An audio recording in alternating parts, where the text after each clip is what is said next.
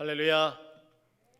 가정에서 예배드리는 모든 우리 성도님들, 오늘 이 저녁 예배를 통해서 우리가 정말 이 힘들고 어려운 세상 가운데에 천국을 향하여서 어떻게 걸어가야 될지에 대한 그 믿음의 그 본질을 다시 한번 확인할 수 있는 계기가 되기를 간절히 소망합니다. 혹시 여러분들은 수능 사과라는 표현을 들어보신 적이 있습니까? 이 수능 사과는 출제자가 문제 출제를 잘못해서 죄송합니다 라고 사과하는 것도 아니고요. 그리고 수능을 본 우리 자녀들이 수능을 망쳐서 집에 돌아와서 울먹이는 목소리로 엄마 아빠 죄송합니다 라고 사과하는 것도 아닙니다. 이 수능 사과는 이 수능 사과가 태어나게 된 배경은 이렇습니다. 올해도 우리나라에 많은 비와 그리고 태풍이 몰아쳤습니다. 태풍을 이기려고 안간힘을 쓴 사과나무에는 사과가 주렁주렁 열렸었겠죠. 그러나 너무나 거센 바람과 그 비바람을 이겨내지 못한 사과들은 많이 떨어지게 되었고, 그 중에서도 붙어있는 그런 사과들, 그 사과를 수능을 잘 보고 싶은, 수능 대박을 내고 싶은 그런 학부모들의 그 마음과 태풍으로 피해를 입은 농가들에게 소득을 다시 한번 재창출할 수 있는 기회가 되도록 만든 것이 바로 이 아이디어 상품입니다. 이 수능 사과처럼 우리도 힘들고 어려운 시기를 지나면서 그 사과나무 가지에 붙어 있음으로 말미암아 그 상품 가치가 더 높아지고, 그리고 많은 사람들에게 귀감이 되는 그런 우리 모두가 되기를 저는 예수 그리스도의 이름으로 여러분을 축복하고 싶습니다. 오늘 이 본문 말씀을 시작하기에 앞서서 수능 사과에 대한 이야기를 꺼낸 이유는 이렇습니다. 우리가 코로나19의 상황으로 말미암아 모든 것이 다 코로나로 흡입되어지는 블랙홀과 같은 역할을 하고 있습니다. 지금 알게 모르게 우리의 자녀들, 그리고 우리 성도님들의 가정 가운데 있는 우리의 자녀들이 수능을 앞두고, 그게 고3이든 아니면 재수든 삼수든 이 수능을 준비하기 위해서 얼마나 힘쓰고 애쓰는지 여러분 혹시 알고 계십니까? 혹시나 저녁을 먹고 나서 휴식 시간을 통하여서 이 예배를 드리고 있는 수능을 준비하는 우리 자녀들, 이 예배를 통해서 큰 힘을 얻길 바랍니다. 지난주 9월 18일이죠. 바로 2021년 대학 수능시험 원서 접수 마감일이었습니다. 우리 많은 친구들이 마지막까지 공부를 다하고 최선을 다해서 지원을 마감한 그 날이기도 합니다. 얼마나 지원했는지 아직 제가 정보는 입수하지 못했지만은 우리 자녀들도 최선을 다해서 그렇게 지원했으리라고 봅니다. 특별히 코로나19의 상황으로 매년 11월이면은 시험을 봤었던 대학 수학 능력 시험은 이 날짜가 한 달 연기되어서 12월 3일 목요일 날 시험을 치러지게 됩니다. 이제 오늘로 딱 74일 남게 되었습니다. 우리 고3 친구들, 그리고 재수 또 삼수 또 다시 수능 시험에 도전하는 우리 자녀들, 그리고 수험생을 둔 우리 모든 가정들 수능 대박 나기를 기원합니다. 기도하고 화이팅 힘내시기 바랍니다. 여러분을 잊지 않고 기도하는 수많은 하나님의 사람들이 있다는 것을 꼭 기억하시기 바랍니다. 오늘 본문 말씀의 시작은 바로 이렇게 되어지기 시작합니다. 24절 말씀 보면은 예수께서 그들 앞에 또 비유를 들어 이르시되 라고 시작을 하고 있습니다. 이 마태복음 13장은 예수님께서 많은 사람들에게 천국을 비유로 설명해 주고 있는데, 오늘 본문의 그 시작에 또 비유를 들어서 설명하고 계신다라고 말씀하고 있습니다. 그 바로 앞전에 어떠한 비유가 되어지느냐, 바로 씨 뿌리는 자의 비유가 우리에게 소개를 하고 있습니다. 이 비유를 통해서 이 씨가 어디에 뿌려졌는지에 따라서 결과가 달라지는 것에 대해서 예수님께서 직접 말씀하시고, 그 비유를 든 것에 대한 해석도 친절하게 우리에게 해주고 있습니다. 우리는 그 말씀을 통해서 어느 누구도 좋은 밭이 되기를 소망할 겁니다. 왜냐하면 그렇게 해서 많은 열매 맺음으로 천국 백성의 삶이 그렇다는 것을 우리는 익히 잘 알고 있기 때문입니다. 그런데 예수님께서 이제 씨 뿌리는 어디에다 씨를 뿌리는지, 좋은 밭에 너희들도 좋은 밭에 씨를 뿌려지는 그런 자가 되길 소망한다라는 비유로서 우리에게 천국 백성이 되기를 가르치셨다면, 이번에는 또 다른 비유를 통해서 알곡과 가라지의 비유를 통해서 우리가 알곡으로 살아가는 그 모습이 무엇인지에 대해서 알려주고자 우리에게 이 비유로 시작을 하고 있습니다.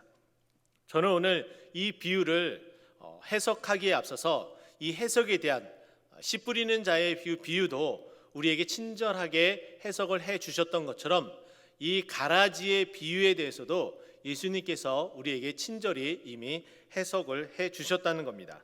마태복음 13장 36절에서 43절까지 그 비유를 우리에게 소개를 해주고 있는데, 그 비유에 대해 해석은 간단하게 설명하면 이렇습니다. 좋은 씨를 뿌리는 자는 인자, 바로 예수님, 우리 하나님이라고 소개를 하고 있고요. 그리고 그 씨를 뿌려지는 그 밭은 세상이다라고 설명을 합니다. 그리고 좋은 씨는 천국에 들어가는 아들들이라고 표현을 하고 있고, 그 좋은 씨와 반대로 가라지들은 악한 자의 아들들이다라고 표현을 합니다. 그러면 이 가라지를 뿌리는 자들은 누구이냐? 바로 마귀라고 설명을 하고 있고, 추수 때는 세상 끝을 이야기하고 있습니다. 그리고 그 추수 때, 그 마지막 세상 끝에는 그 추수하는 그 일꾼들은 바로 천사들이다라고 우리에게 설명을 해주고 있고, 그리고 그 마지막에 천사들이 다 추수 때가 되어서 거둬들일 때에 가라지들은 풀무불에 다 던져서 태우시겠다라고 말씀하고 있고, 그리고 좋은 씨로 말미암아 알곡으로 열매를 맺은 바로 의인들이라고 표현하고 있는데요, 그 의인들은 천국에서 해와 같이 빛나리라라고 설명을 하고 있습니다. 이 가라지 비유에 대한 이 모든 것들은 예수님께서 이미 해석해 주신 이 부분대로 우리가 그대로 믿고 따라가는 것이 바람직하며, 이 외에 다른 이상한 해석을 한다는 것은 옳지 않은 것이다라고 먼저 여러분들에게 알려주고 싶습니다. 그런데 저는 오늘 이 비유를 들으면서 이미 우리가 알고 있는 대로 저는 해석을 하고 싶기도 하지만은, 저는 또 다른 방향에서 한 가지 더 해석을 하고 싶습니다. 근데 그 해석의 근거가 되는 그 근거를 먼저 말씀드리고 싶은데요, 마태복음 13장 41절 말씀 보면은, 인자가 그 천사들을 보내리니 그들이 그 나라에서 모든 넘어지게 하는 것과 또 불법을 행하는 자들을 거두어내어라고 설명을 해 주셨습니다. 여기에 보게 되면은 이 해석을 할 때에 그 가라지들이 뭐냐라고 정확하게 우리에게 말씀을 해주는데, 두 가지로 설명을 하고 있습니다. 첫 번째는 모든 넘어지게 하는 것과 라고 표현하고 있고, 뒷부분에는 불법을 행하는 자들이라고 표현합니다. 이 불법을 행하는 자들이라고 사람들, 인칭대명사를 이미 썼기 때문에 우리는 구태여 이것이 다른 어떤 것이다라고 설명하지 않아도 우리는 이해하고 그대로 해석을 하게 되면 됩니다. 그러나 그 앞에 보면은 모든 넘어지게 하는 것이라고 표현되어 있어서 이것이 마치 인칭이 아닌 다른 사물을 뜻하는 것 같은 표현을 해주고 있습니다.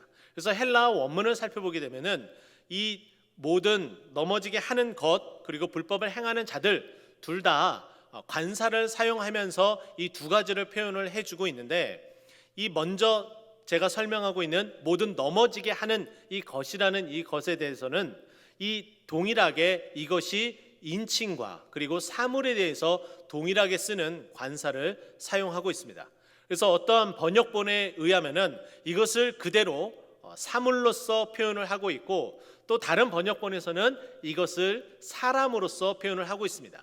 사람으로 표현할 때는 모든 넘어지게 하는 것을 만드는 사람들 이렇게 지칭을 하고, 그리고 이것이 인칭이 아니라 사람이 아니라 사물로서 또 환경으로서 표현하는 것은 모든 넘어지게 하는 것, 사물로서 이렇게 표현을 한다는 겁니다. 저는 이 두 가지를 놓고 볼 때에 우리가 이미 이것에 대해서 많이 알고 있는 대로 이것을 사람으로 대부분 해석을 했습니다. 저는 그런데 이것을 오늘은 사람이 아니라 사물로서 표현을 하는데, 근데 이 사물을 만드는 것도 누구냐면은 바로 가라지, 마귀가 그것을 통해서 뿌려진 그 사람들을 통해서 이 환경을 만들고 있다는 것에 대해서 착안한다면은 굳이 이것이 사물이다 단정짓지 않더라도 동일하게 해석을 할 수 있을 것이다라고 저는 여겨집니다. 저는 이러한 추정 가운데에 이러한 해석을 가지고 오늘 본문을 해석하며 마지막에 말씀한 대로 우리가 추수 때의 곳간에 다 들어가기까지 우리는 어떠한 삶을 살아가야 될지 오늘 본문 말씀을 통해서 세 가지로 말씀을 드리고 싶습니다. 첫 번째와 두 번째는 오늘 오전에 담임 목사님을 통해서 우리가 말씀을 듣게 되었는데요, 첫 번째와 두 번째는 동일합니다. 저는 그것을 통해서 한 가지 놀란 것은 무엇이냐면은 성경은 우리에게 어떠한 말씀을 할 때에 계속해서 동일하고 정확한 하나의 길로서만 우리에게 말씀해 주고 있다, 다른 여러 것으로 우리를 헷갈리게 하지 않는다라는 것을 저는 확인해 볼 수가 있었습니다. 그러면 첫 번째는 무엇이냐면은 저는 27절과 28절을 통해서 저는 첫 번째는 기도의 삶을 살아가야 됩니다라고 소개를 하고 싶습니다.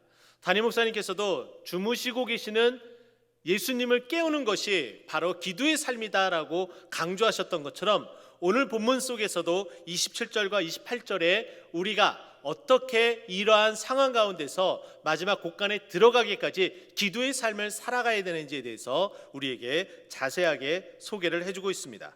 27절 말씀 보면은 이렇게 소개를 합니다. 집주인의 종들이 와서 말하되 주여 밭에 좋은 씨를 뿌리지 아니하였나이까? 그런데 가라지가 어디서 생겼나이까? 라고 질문을 합니다. 이 종들이 와서 집주인에게, 바로 이 씨를 뿌렸던 바로 예수님이 비유하셨던 그 예수님에게 질문을 하고 있는 거예요. 이 질문을 다시 설명을 하자면은 바로 우리의 삶의 기도 생활과 같다 말할 수 있습니다. 근데 이 기도의 모습을 살펴보게 되면은 우리가 생각하는 그냥 단순히 부르짖는 기도가 아니라 바로 왜 이런 상황에 이르게 되었습니까? 그 이유는 무엇입니까? 바로 그 이유를 묻는 기도입니다. 지금 우리가 기도할 때도 마찬가지일 것 같아요. 우리가 삶에서 살아가면서 많은 힘들고 어려운 일이 있습니다. 우리의 믿음을 흔들려고 하는 그런 상황들이 있을 터예요. 그것은 질병으로 인한 우리 믿음을 흔드는 일도 있을 겁니다. 하나님, 하필이면 왜 나에게 이와 같은 질병이 찾아왔습니까? 하나님, 왜 이 암이 나에게 찾아왔습니까? 왜 이것을 조기에 발견하지 못했습니까? 바로 이렇게 항변할 수도 있습니다. 그러나 그것이 아니라 하나님 앞에 하나님 왜입니까? 무엇 때문입니까? 바로 그 이유를 질문한다면 그것은 하나님 앞에 그 이유를 하나하나 알고 싶은 마음에 그 기도라라고 저는 말할 수 있습니다. 그렇게 하나님 앞에 이렇게 자세하게 기도할 때에 하나님께서는 우리에게 친절하게 대답해 주십니다. 그 대답은 28절 말씀인데요, 주인이 이르되 원수가 이렇게 하였구나.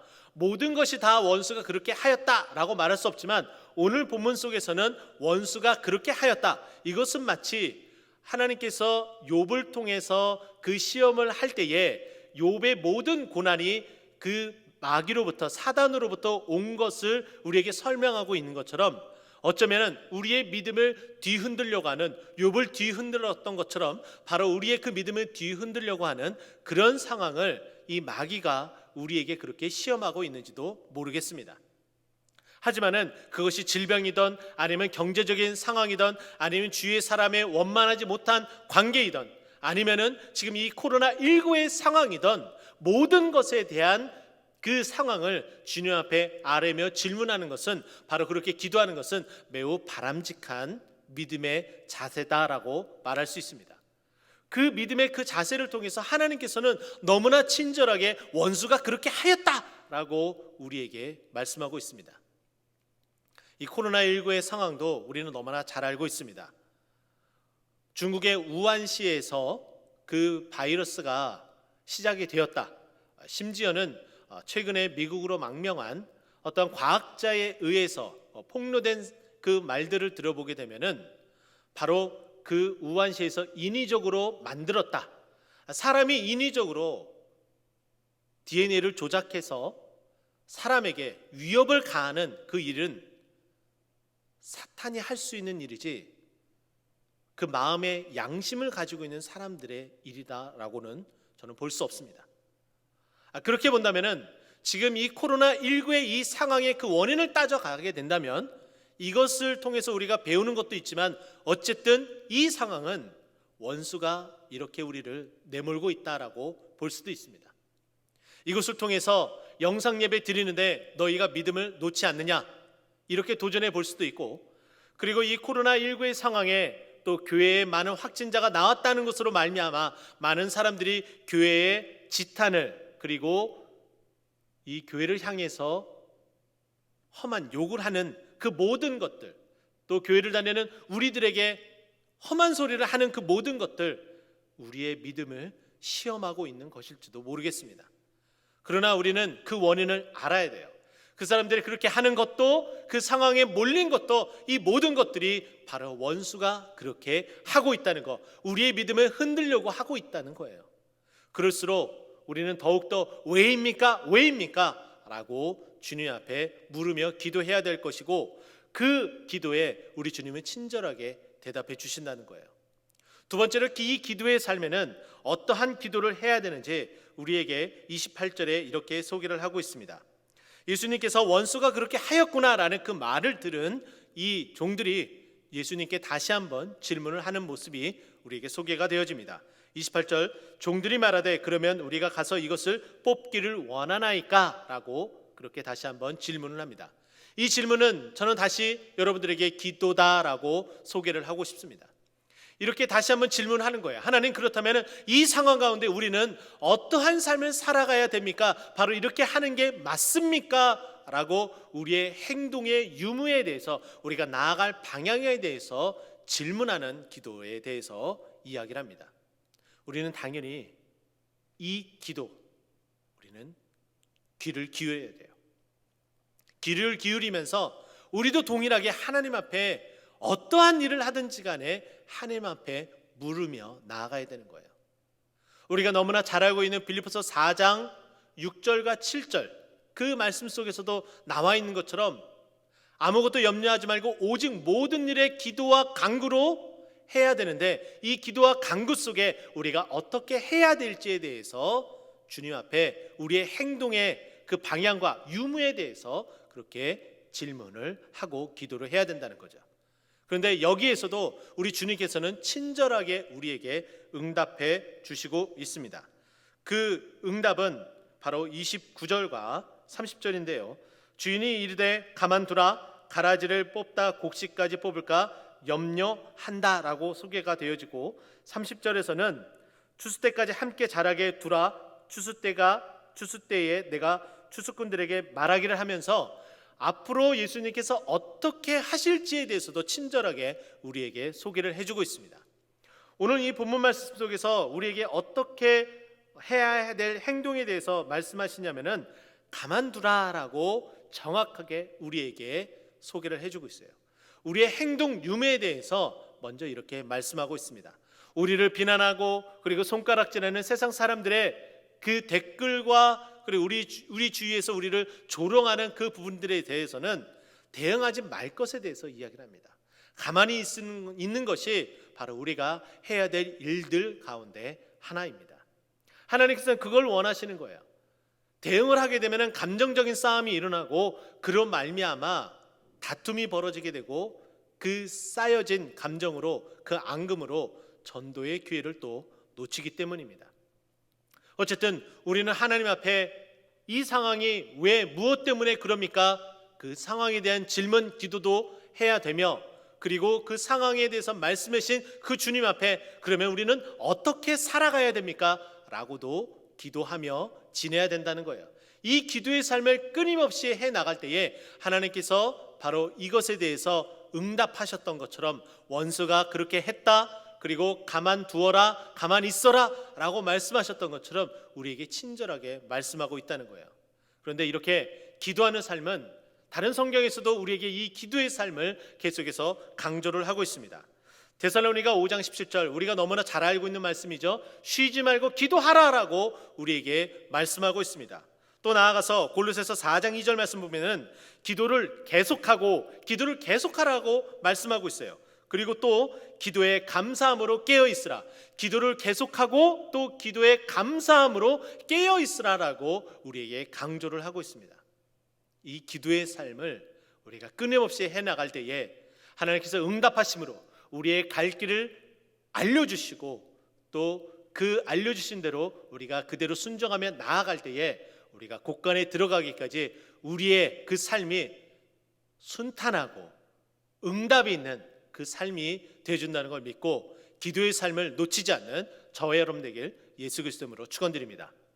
두 번째는 기도의 삶에 이어서 기도하신 그 하나님의 그 말씀에 순종해야 되는 것이 바로 곳간에 들어가기까지 우리가 해야 될 일입니다. 오늘 그 질문 속에 예수님께서 우리가 어떻게 해야 될지에 대한 답을 다 해주셨어요. 바로 28절 먼저는 이렇게 말씀하셨죠. 원수가 이렇게 했구나 라고 우리가 상황 파악을 할 수 있다는 거예요. 하나님께서 말씀해 주심으로 우리가 정확하게 그 상황 파악을 할 수 있다는 거예요. 여러분 보십시오. 우리가 그 원인에 대해서 말씀한 것에 대해서 정확하게 안다면은 우리가 헛다리를 짚지 않을 수가 있어요. 우리가 SNS를 그 상황을 통해서 수많은 사람들이 많은 이야기와 많은 결론을 내놓고 그렇게 유튜브 방송을 통해서 또 문구를 통해서 우리에게 잘못된 지식을 전달하는 일들이 굉장히 많습니다.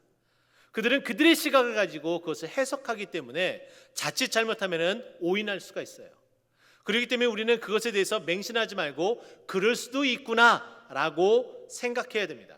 하지만 하나님께서 그 상황이 어떤 것인지 이것이다 아니면 또 저것이다 라고 정확하게 말씀한다면 우리는 그것에 대해서 그렇군요 라고 정확하게 그 말씀을 믿고 순종하는 자세로 나아가야 된다는 거예요. 그것이 우리가 첫 번째로 순종의 자세로 그 자리로 나아가야 될 바로 그 이유다라고 말씀드릴 수 있습니다. 그리고 또 나아가서는 29절과 39절 말씀에는 그 상황 그리고 어떻게 해야 될지에 대한 그 질문에 답을 이렇게 해주셨는데 보십시오. 주인이 이르되 가만두라. 가라지를 뽑다가 곡식까지 뽑을까 염려한다라고 먼저 말씀합니다. 여러분 가라지는 이 성경 속에 제일 첫 번째 헬라어로 가장 처음으로 그리고 다른 곳에서는 쓰여지지 않는 단어입니다. 헬라어로는 바로 지자니온이라는 단어로 사용하고 있습니다. 이 단어는 독볼이라는 뜻을 가지고 있어요. 동일하게 지금 씨를 뿌려진 것과 거의 비슷한 종인데 조금은 다르게 가라지로서 지금 우리가 뿌려진 그 씨앗의 열매 맺는 이 보리가 많은 열매 맺을 수 있도록 막는 역할을 한다는 거예요. 그림을 통해서 살펴보니까는 조금은 다르기도 하지만은 어떻게 보면 매우 유사하기도 합니다. 하지만은 이 독보리, 이 지자니온이라는 이 단어가 이야기하고 있는 이 식물의 독특한 특성 가운데 하나는 씨를 뿌려진 알곡으로 설명되어진 이 보리의 뿌리와 함께 같이 엉겨붙어 있다는 거예요. 그래서 지금 이 독보리를 발견한 이 가라지를 발견하고 나서 그것을 제거하려고 뽑으면은 어떻게 된다는 거예요? 알곡이 맺혀진 그 것과 함께 올라오기 때문에 예수님께서 그것을 뽑지 말아라 라고 정확하게 우리에게 말씀해 주고 있어요. 매우 조심해야 된다는 거죠. 그리고 매우 주의를 해야 된다는 거예요. 왜냐하면 때로는 우리가 행동하는 모든 다른 어떤 일들로 말미암아 우리 주위의 믿음의 사람들이 상처를 받을 수 있다는 말과 또 동일하다라고 말씀드리고 싶어요. 그래서 우리는 어떠한 상황들이 있어서 매우 조심하고 또 조심해야 됩니다. SNS를 그 상황을 통해서 우리에게 소개되어지는 것은 정치적 성향을 묻고 있는 이야기들이 굉장히 많이 있습니다. 그러다 보니 정치 성향의 다른 사람이 그것을 보고서 미간을 찌푸릴 수 있고 그리고 서로 간에 앙금을 낼 수도 있다는 거예요. 교회 안에서는 그런 일이 없어져야 됩니다. 그래서 저는 여러분들에게 간곡히 말씀을 드리고 싶어요. 여러분들의 SNS 상에 같은 성향이건 아니면 같은 성향이 아니던 간에 정치 성향을 떠나서 여러분들이 혹시 다른 분들을 통해서 받았던 것들을 다른 분들에게 다시 전달하는 그런 우를 범하지 않기를 정말 간절하게 부탁드리고 싶습니다. 그래서 우리 교회 안에서는 정치 성향이 아닌 오직 우리가 따라가야 될 하나님의 그 말씀만 붙들고 나아갈 수 있는, 그 말씀에 순종할 수 있는 우리 모두가 되기를 예수 그리스도 이름으로 축원드립니다. 또 우리가 해야 될, 그 말씀에 순종해야 될 일이 무엇이냐면은 30절에 이렇게 우리에게 소개를 하고 있습니다. 추수 때까지 함께 자라게 두라. 추수 때에 내가 추수꾼들에게 말하기를 가라지는 먼저 거두어 불사르게 단으로 묶고 곡식은 모아 내 곡간에 넣으라 라고 이야기를 합니다. 우리가 마지막 때에 하나님께서 명령하신 그대로 정리가 다 될 때에 바로 이 말씀에 그대로 순종을 해야 되는 거예요.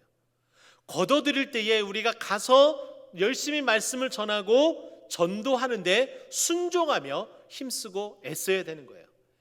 이 순종은 또 다른 순종을 낳게 되고, 또 이 순종은 또 다른 순종을 낳음으로 말미암아 생명이 또 다른 생명을 낳게 되는 놀라운 결과를 보게 됩니다. 로마서 5장 19절 말씀 보면은 한 사람의 순종이 어떤 결과를 낳는지에 대해서 우리에게 소개를 합니다. 로마서 5장 19절 말씀인데요, 한 사람의 순종하심으로 많은 사람이 의인이 되었다라고 말씀합니다. 여기서 한 사람은 바로 예수님을 지칭하는데, 그 예수님의 하나님 앞에 순종함, 바로 이 땅에 내려오고 십자가를 지고 그 죽음에까지 이르라는 그 명령에 순종했기 때문에 우리가 그 예수님으로 말미암아, 예수 그리스도의 보혈의 피로 말미암아 바로 의인이 된 거예요. 우리도 하나님의 그 말씀에 순종하게 되면 우리 또한 또 다른 생명을 낳을 수 있다는 것을 꼭 염두에 두고, 또 오늘 담임 목사님이 강조하셨던 기도하는 삶, 그리고 말씀에 순종하는 삶이 어떠한 결과를 낳는지 다시 한번 기억을 하고 그 말씀에 순종하기로 다짐하고 결심하는 저와 여러분 되길 예수 그리스도로 축원드립니다. 마지막 세 번째는 이렇습니다. 인내하는 삶을 살아야 됩니다라고 여러분들에게 소개를 하고 싶습니다. 25절 먼저 말씀 보게 되면은 이렇게 이야기를 해요. 사람들이 잘 때에 원수가 가라지를 뿌렸다라고 소개를 합니다.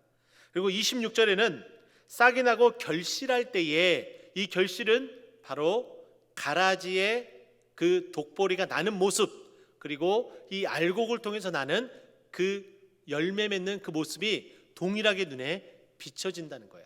아직 추수 때는 이르지 않았지만 그 열매 맺는 모습이 보여진다는 거예요. 그런데 마지막 30절에는 추수 때가 되었다. 이 열매 맺는 것이 점점 자라나서 확연하게 알곡은 무엇이고 가라지가 무엇인지 정확하게 보여진다는 거예요. 여러분 보십시오. 예수님께서 좋은 씨를 뿌렸던 그때가 있습니다. 그리고 가라지를 뿌린 그때, 사람들이 잘 때에 가라지를 뿌렸다는 바로 그때가 있습니다. 그리고 또 우리가 26절에 나와 있는 것처럼 결실, 열매가 맺어져 가고 있는 그때도 있고 마지막 결실할 때도 있다라고 우리에게 소개를 합니다. 수많은 시간들이 있다는 거예요. 수많은 시간들이 있는데 우리가 쉽게 포기하고, 그리고 자칫 잘못해서 그 가라지를 뽑을 때에 잘못된 우를 범할 수 있는 그런 시간들이 존재하고 있다라고 우리에게 설명을 하고 있는 거예요. 그런데 우리가 정작 하나님 말씀에 순종해서 그 마지막 때에 추수하며 움직여야 될 때는 언제냐? 바로 추수할 때다라고 소개를 합니다. 저는 이 말씀 속에서 그것을 발견했습니다. 바로 그거구나. 마지막 때까지, 곡간에 들어가기까지 우리가 해야 될 것은 바로 인내하는 삶이구나. 추수 때가 되기까지 기다려야 되는구나. 바로 인내해야지, 바로 인내를 통해서 우리에게 수많은 열매를 맺고, 그리고 그 곡간에 들어가서 해와 같이 빛날 수 있구나. 저 천국에서 하나님을 찬송할 수 있구나. 바로 그것을 저는 보게 되었습니다. 바로 이 인내는 성령의 열매이기도 합니다. 갈라디아서 5장 22절 말씀 보면은 성령의 9가지 열매가 소개가 되어지는데, 여기에 정확하게 인내다라고 소개를 하진 않습니다. 하지만은 매우 유사하고 거의 같다라고 할 수 있는 오래 참음이다라는 단어로서 우리에게 성령의 열매를 소개하고 있습니다. 하나님께서 우리에게 주신 그 은혜, 그 성령의 열매, 오래 참음, 그 인내의 삶은 우리가 곳간에 들어가기까지 맺혀져야 될 열매 가운데 하나라는 거예요. 그런데 그 열매는, 이 인내의 이 열매는 우리에게 계속해서 성경이 그렇게 그와 같은 삶을 살라고 명령을 하고 있습니다. 베드로후서 1장 5절에서 6절까지는 이렇게 말씀합니다. 그러므로 너희가 더욱 힘써 너희 믿음의 덕에 지식의 절제를, 절제의 인내를, 인내의 경건을, 바로 여기에 믿음에 더욱 힘써서 덧붙여야 될 것 중에 하나가 바로 인내다라고 소개를 하고 있어요. 믿음으로 살아가는 것은 바로 인내하는 삶입니다. 지금 코로나19의 상황으로 말미암아 우리가 함께 모여서 예배드리지 못하고 있어요. 전화신방을 하다 보니까는 우리 성도님들이 너나 할 거 없이 영상으로 예배를 잘 드리고 있어요. 지금도 여러분들이 이 영상으로 예배를 잘 드리고 있는 줄 압니다. 그러나 이 기한이 길어질 수도 있고 짧아질 수도 있습니다. 길어지면 길어진 대로 우리가 인내하면서 영상으로 예배드리며 은혜 받기를 갈망하며 기도하며 그렇게 예배를 드려야 되는 거예요. 그러지 않고 인내하지 못하고 집중하지 못하고 그 자리를 벗어나게 되면 결국에는 우리가 인내의 열매를 맺을 수 없게 된다는 거예요. 하나님 우리에게 요구를 하십니다. 이 영상으로 드리는 이 상황 가운데에 조그만 스마트폰, 아니면 때로는 태블릿 PC, 컴퓨터, 아니면 TV 앞에 우리는 그 앞에 서서 많은 성도님들과 직접적인 그 현장의 감흥을 느낄 수는 없지만은 하나님 그 은혜를 여호와 쌈마 되신 하나님께서 동일하게 느낄 수 있도록 하나님 지금 내가 예배드리는 그 자리에도 임하여서 은혜를 베풀어 주시옵소서. 그렇게 기도하는 마음으로 인내하며 예배를 드려야 되는 거예요. 바로 그렇게 예배드릴 때에 그 믿음으로 그렇게 행진할 때에 하나님께서 기뻐하시는 줄, 그리고 인내 열매를 맺게 하시는 줄 여러분 믿으시기 바랍니다. 또한 로마서 5장 4절 말씀에는 이렇게 우리에게 말씀하고 있습니다. 우리가 환난 중에도 즐거워하나니 환난 중에도 즐거워하래요. 참 역설이죠. 그러면서 이렇게 얘기합니다. 환난은 인내를, 인내는 연단을, 연단은 소망을 이룬 줄을 알미라라고 이야기를 해요. 우리가 환난 중에도 즐거워할 수 있는 그 이유는 그것이 연쇄 반응을 일으켜서 인내할 때에 그 환난으로 다가오는 그 많은 수많은 일들을, 그 여파를 인내할 때에 연단할 수 있고 그 연단이 소망을 이루어 간다는 것이 바로 우리 주님의 말씀이라는 거예요. 그래서 즐거워할 수 있다는 거예요. 오늘 예배드리러 오신 분들과 잠깐 이야기를 나눴습니다. 얼마나 감격적인지 눈물을 흘리신 분도 계셨습니다. 바로 그것이죠. 그 환난을 인내하며 4주 동안의 그 영상 예배를 정말 예배드리며 예배를 사모하는 그 마음에 간절하게 그렇게 예배드렸더니 또 이곳에 와서 함께 예배드렸더니 하나님께서 은혜의 단물을, 꿀과 같은 그 은혜를 허락해 주셨다는 거예요. 그 소망을 현장에서 예배드릴 수 있도록 은혜 내려 주시옵소서라고 그 소망이 있었던 그 소망이 이루어졌다는 거예요. 어떻게 해요? 환난 중에 있을 때, 코로나 환난 중에 있을 때에 그렇게 이겨나갈 수 있도록 해주셨다는 거예요. 그래서 소망을 이루어 주셨다는 거예요. 그것은 바로 인내할 때에 가능하다라고 말씀드릴 수 있습니다. 믿음의 본질이라는 박영선 목사님의 책이 있습니다. 그 책의 맨 마지막에 보면은 믿음의 본질은 인내다라고 소개를 합니다. 우리가 천국에 들어가기까지 모든 수많은 유혹으로부터 거기에 넘어가지 않고 인내할 때에 그 믿음의 본질, 천국에 들어갈 수 있는 그 은혜가 내 것이 된다라고 소개를 합니다. 저는 오늘 말씀을 이렇게 마무리를 하고 싶습니다. 처음에 말씀을 시작하며 수능 사과에 대해서 이야기를 드렸습니다. 수능 사과가 존재하는 것은 그 모진 풍파 가운데서도 꿋꿋하게 그 가지에 매달려 있었기에 그 사과는 값어치를 했습니다.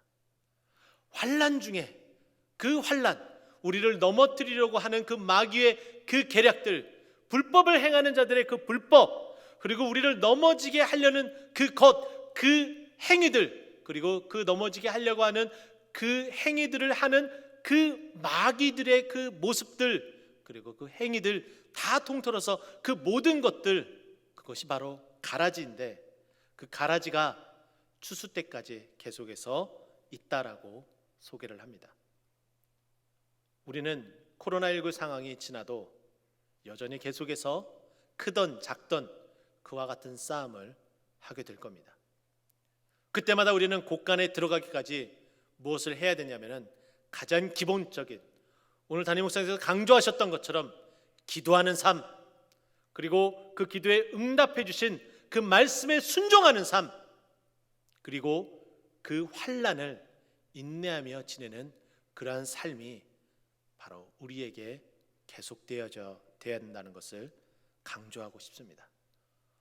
오늘 말씀을 통해서 이 가라지 비유를 통해서 우리에게 기도하는 삶, 말씀에 순종하는 삶, 인내하는 삶을 알려주셨다면 이 말씀에 순종해서 힘있게 이 환난을 헤쳐나가는 저와 여러분 되길 예수 그리스도로 축원드립니다. 기도하겠습니다.